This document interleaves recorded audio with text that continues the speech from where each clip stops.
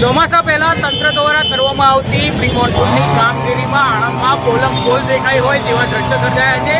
4 દિવસમાં વૃક્ષો ધરાશાયી થવાની 2 જેટલી ઘટનાઓ।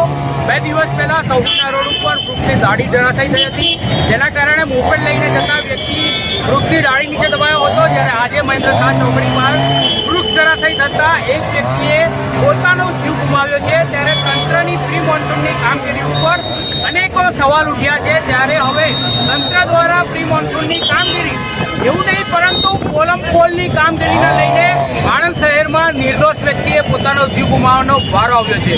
ગત વર્ષે પણ આ પ્રકારે વૃક્ષ ધરાશાયી થવાના કારણે મોપેડ પર જઈ રહેલ દંપતીએ પોતાનો જીવ ગુમાવ્યો હતો। 2 લોકોએ જીવ ગુમાવ્યા હતા। જ્યારે આણંદ શહેરમાં વધુ એક વખત પાલિકાની પોલમપોલ કામગીરી, તંત્રની પ્રી મોન્સૂનની પોલમપોલ કામગીરીને લઈને આજે એક નિર્દોષ વ્યક્તિએ વધુ એક વખત જીવ ગુમાવ્યો છે, જેને લઈને આપ કામગીરી